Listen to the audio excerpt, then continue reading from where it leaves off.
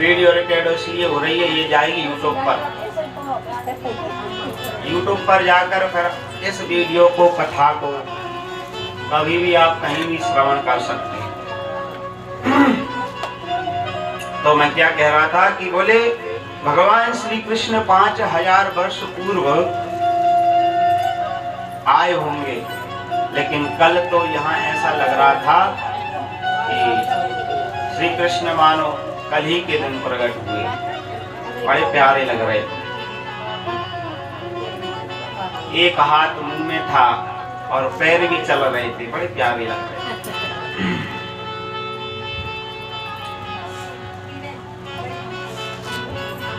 और बंधुओं, जब पूरे ब्रजमंडल में ये पता चला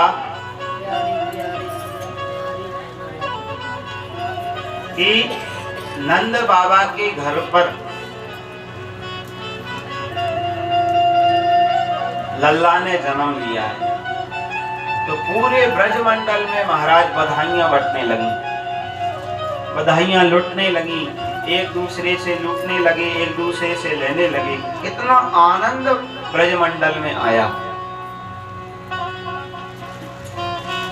और सभी ब्रजवासी गोप ग्वाल मिलकर के कन्हैया के पास आते हैं, मैया यशोदा और देवकी के पास आते हैं और आकर के उनसे कहते हैं और उनसे बधाई लेते हैं। और मानो यही सब मिलकर के कह रहे हैं, क्या एक बधाई गीत बड़ा प्यारा है, क्योंकि कल कुछ लोग जल्दी थी तो जल्दी चले गए थे, ना आरती ली ना प्रसाद लिया। देखो, कथा का संपूर्ण फल यदि प्राप्त करना है तो कथा प्रारंभ होने की आरती का दर्शन करो, और जब कथा विश्राम ले ले तो विश्राम की आरती का दर्शन प्रसाद लेकर फिर घर जाएं, तो उस कथा का फल मिलता है। ये हमारे श्रीमद् भागवत कथा का नियम है। तो सभी ब्रजवासी गोप ग्वाल मिलकर के मैया यशोदा और नंद बाबा के द्वार पर जाकर के बधाई ले रहे हैं और उनसे कह रही हैं, हो लल्ला की सुन के मैं आई, यशोदा मैया दे दे बधाई। लल्ला की सुन के मैं आई, यशोदा लल्ला की सुन के मैं आई, यशोदा मैया दे दो बधाई।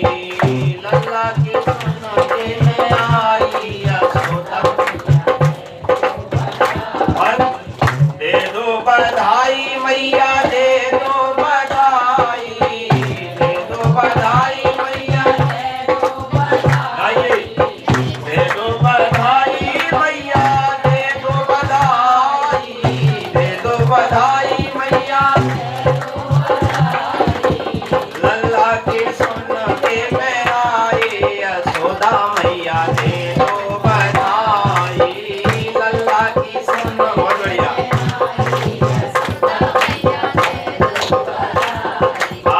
लल्ला के सुन के मैं आई, यशोदा मैया दे दो बधाई।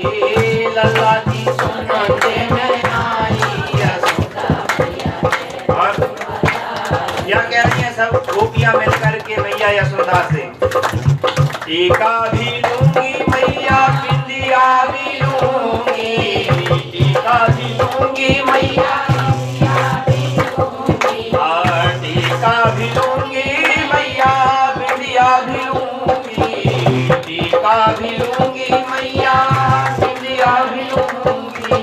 धोती की रेशम की लूंगी रजाई, यशोदा मैया दे दे बधाई। रेशम की लूंगी बधाई, यशोदा मैया दे दो बधाई। लल्ला के सोना के मैं आई, यशोदा मैया दे दो बधाई।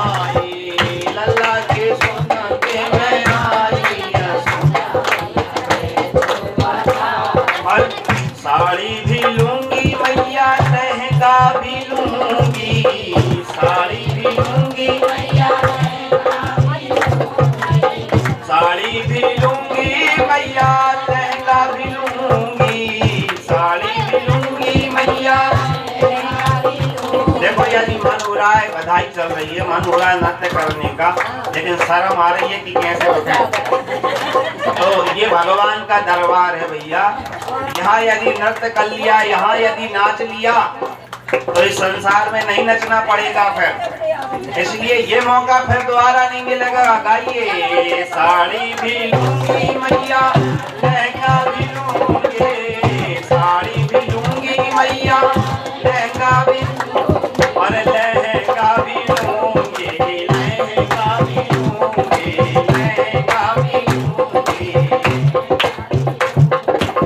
साड़ी भी लूंगी मैया, लहंगा भी लूंगी, साड़ी भी लूंगी मैया, धोती भी लूंगी मैया, कुर्ता भी लूंगी, धोती भी लूंगी मैया,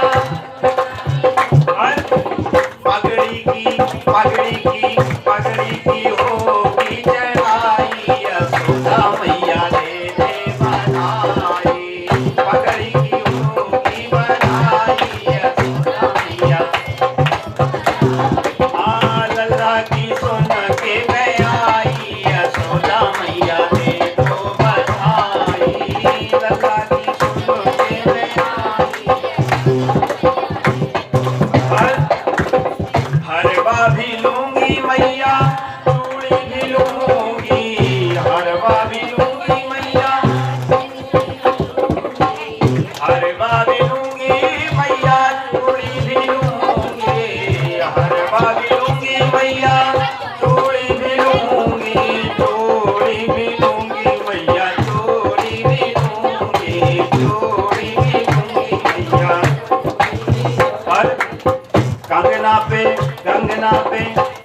पे होगी चढ़ाई, यशोदा मैया दे दो बधाई, कंगना की होगी चढ़ाई, यशोदा मैया। लल्ला के सुन के मैं आई, यशोदा मैया दे दो बधाई, लल्ला की सुन के मैं आई। चंद्र सखी भज बाल कृष्ण छवि, चंद्र सखी भज बाल कृष्ण, चंद्र सखी भज बाल कृष्ण छवि, चंद्र सखी भज नित नित जाम बलिहारी, यशोदा मैया दे दे बधाई, लल्ला की सुन के मैं आई, यशोदा मैया। लल्ला की सुन के मैं आई, यशोदा मैया दे दो बधाई, लल्ला की सुन के मैं आई। गाइए, अरे नंद घना नंद भयो जय कन्हैया लाल की, नंद घना नंद भयो, ओ नंद घरा नंद भयो जय कन्हैया लाल की, नंद घरा नंद भयो जय कन्हैया लाल, आनंद घरा नंद भयो जय कन्हैया लाल की, नंद घरा नंद भयो जय कन्हैया लाल की, नंद घरा नंद भयो जय कन्हैया। लल्ला के सुन के मैं आई, यशोदा मैया दे दो बधाई, लल्ला के सुन के मैं आई, यशोदा मैया। लल्ला के सुन के मैं आई, यशोदा मैया दे दो बधाई, लल्ला की सुन के मैं दे दो बधाई। बुलंद के लाला की जय। वाह भाई।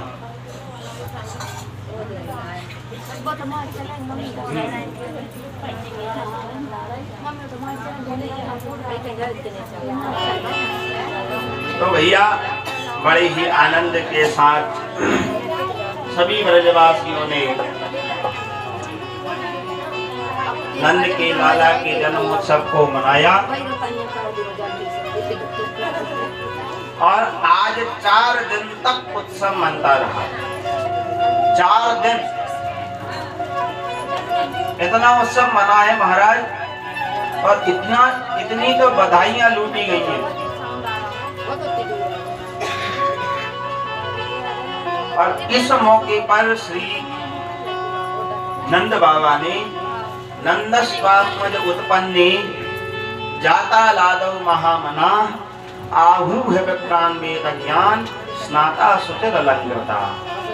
इस अवसर पर श्री नंद बाबा ने ब्राह्मणों को बुलाया, जात कर्म संस्कार कराया और इस शुभ अवसर पर पितरों का पूजन किया।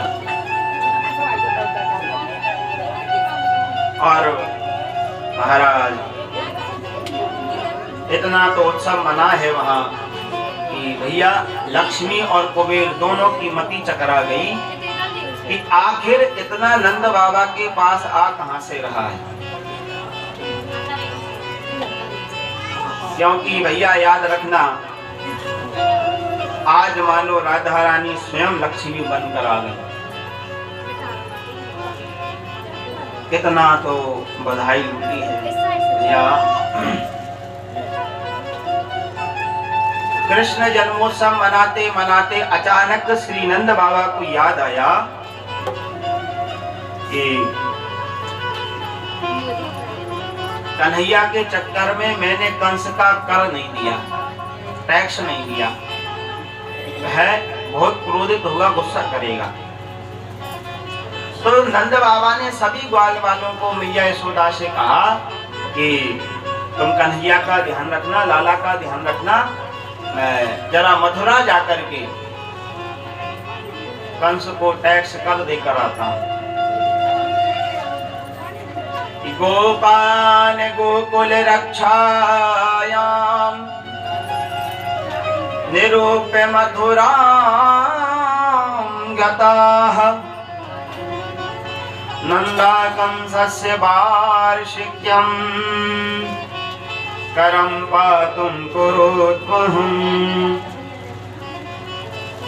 जैसे नंद बाबा मथुरा पहुंचे हैं, मथुरा पहुंचकर के कंस की नगरी में द्वारपालों से कहा कि महाराज से जाकर कहिए कि नंद बाबा आए हैं। इधर उन सैनिकों ने जाकर के महाराज कंस से कहा कि महाराज आज गोकुल के महाराज नंद बाबा आए हुए आपसे मिलने के लिए। तो कंस ने कहा कि उन्हें अंदर भेजो। नंद बाबा अंदर गए, कंस से मिले और उनको कर दिया, टैक्स दिया। और महाराज इतना सारा कर लेकर के गए थे कि कंस ने कहा कि बाबा क्या बात है, कोई खुशी की बात है कि अब की बार बहुत सारा कर लेकर आए। तो बाबा ने कहा कि महाराज इस बुढ़ापे में मेरे यहाँ एक लल्ला ने जन्म लिया है। इस बात को सुनकर के कंस बड़ा प्रसन्न हुआ, बोला कि वाह, लोगों की जीवन निकल जाता है लेकिन इस उम्र में आपको संतति प्राप्ति हुई है। मैं आशीर्वाद देता हूँ कि तुम्हारा लल्ला चिरंजीवी होवे और बड़ा होकर के शत्रुओं का नाश करे, बड़ा होकर शत्रुओं का नाश करे। जब भगवान श्री कृष्ण ने जन्म लिया था तब आकाशवाणी हुई थी, विपापी कंस,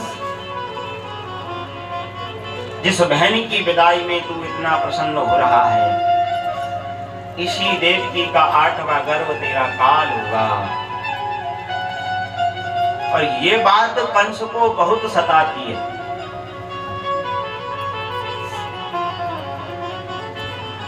और इस बात से कंस को बहुत डर लगता है। तब उसने एक मीटिंग उठाई, सभा बुलाई और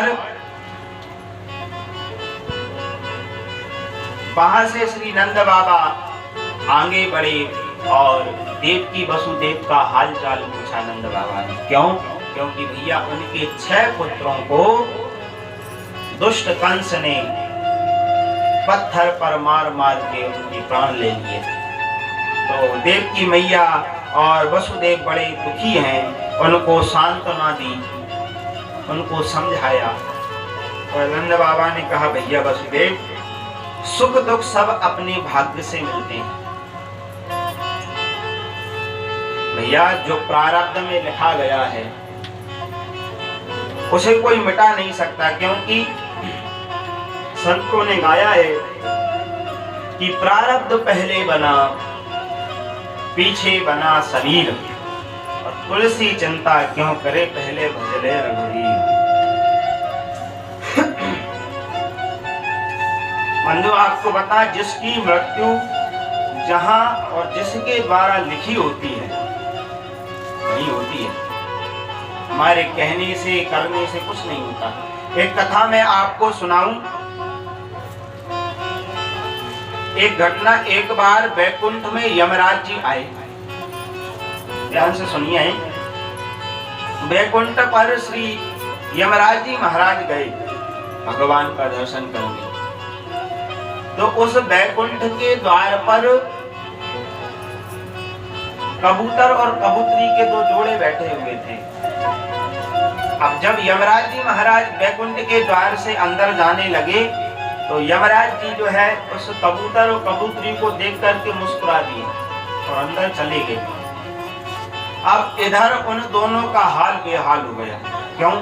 बोले यमराज हमको देख करके हंसे हैं, इसका मतलब है अब हमारी मृत्यु निकट है।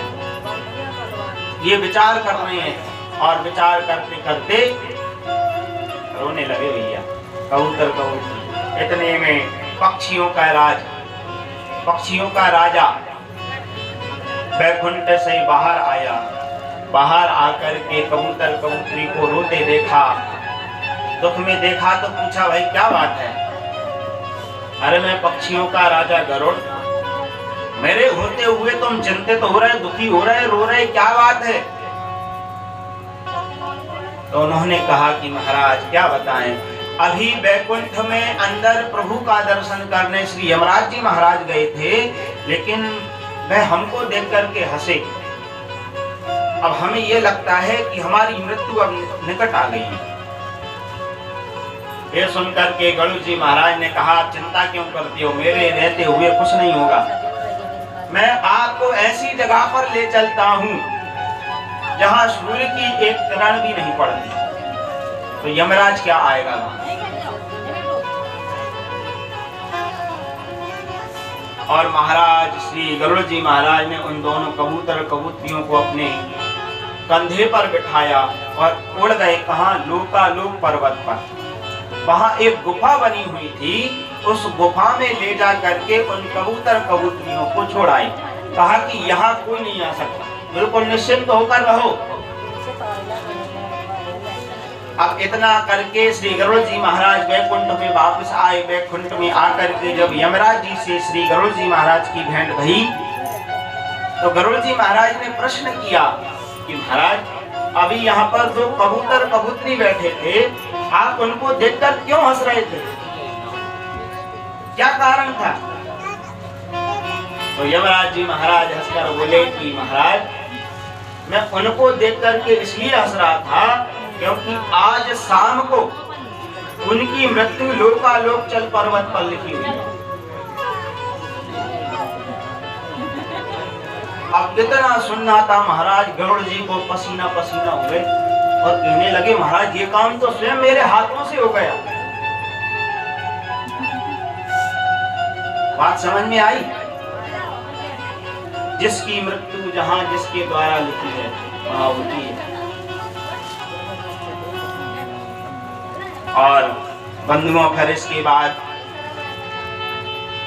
कंस का धीरे धीरे चिंता बढ़ी कि मेरे शत्रु ने इस ब्रजमंडल में जन्म ले लिया है। तो कंस ने एक सभा बुलाई, मीटिंग बुलाई। उसमें महाराज बड़े बड़े राक्षस आए, कंस, बकासुर, अघासुर, व्यामासुर, धेनुकासुर, अरिष्टासुर, पूतना। और महाराज सबसे मीटिंग कर रहे हैं कि मेरे शत्रु ने इस पूरे ब्रजमंडल में पता नहीं कहां जन्म लिया है। आकाशवाणी ने मुझे कहा था कि तेरे शत्रु ने इस ब्रजमंडल में जन्म ले लिया है। अब मैं चाहता हूं कि इस समय में जितने भी बच्चों ने जन्म लिया है, तुम जाकर के एक एक बच्चों को सबको मार डालो। पर कंस ने कहा, ऐसा कार्य करेगा कौन है? तुम देखने में ही इतने भयानक लगते हो, तुमको घर में घुसने कौन देगा? तो महाराज भाई पूतना बैठी थी। पूतना ने कहा महाराज क्यों चिंता करते हो, मैं तो हूं। अरे ऐसा सुंदर रूप बनाकर जाऊंगी कि ब्रज के सारे ग्वाल बाल मोहित हो जाएंगे। और महाराज वह पूतना इतना सुंदर रूप बना करके आई है। भागवत में वर्णन है, ताम केश बंधवती वर्षद मल्लिकाम ब्रजजुरे समय कृष्ण त्वाम मादयाताम स्वस्यम तविकपितम कर्णभूषणत्वा कोलज्जतम कुल काननम कुंडलाना। पूतना के बालों में देखो, इतना सुंदर रूप उसने पूतना ने बनाया, मानो स्वर्ग से कोई अप्सरा उतर के आ रही है, इतना सुंदर रूप बनाया। उसके बालों में कनेर के फूल गुथे हुए हैं, और जब वह चलती है तो उसके पांव में पायल बंधी हुई है। वह इतना सुंदर शब्द करती है कि सुनकर के महाराज लोग मोहित हो जाते। और बड़ी सुंदर उसमें से महक आ रही है, बड़ी सुंदर उसमें से खुशबू आ रही है। और महाराज एक अप्सरा का रूप बना करके वह पूतना पहुंची कहां? गोकुल में। और वहां पहुंच करके मैया यशोदा के द्वार पर जाकर मैया यशोदा को आवाज लगाने लगी, हरि ओ मैया यशोदा। मैया यशोदा निकल कर बाहर आई। मैया यशोदा ने देखा तो एक क्षण भर को तो मैया यशोदा भी मोहित हो गई, कितनी सुंदर, ये कौन है, कहां से आई है? मैया यशोदा ने कहा आओ बहन, क्या बात है? तो पूतना ने कहा कि मैंने सुना है आपको इस बुढ़ापे में संतति की प्राप्ति भई है, लल्ला हुआ है, तो मैं इस यमुना के उस पार रहती हूँ। मेरे पतिदेव कर्म कांड करते हैं, पूजन पाठ करते हैं, तो वो व्यस्त थे, इसलिए मैंने सोचा क्यों ना मैं ही जो है मैया यशोदा से बधाई ले आऊं, बधाई दे आऊं। तो मैया यशोदा ने सोचा पता नहीं कौन है, ठीक है। तो मैया यशोदा ने कहा कि बहन सब तुम्हारे सबके आशीर्वाद से ये सब हुआ है। तो पूतना बोले कि बहन मुझे तेरे लाला का दर्शन करना, मुझे दर्शन करा।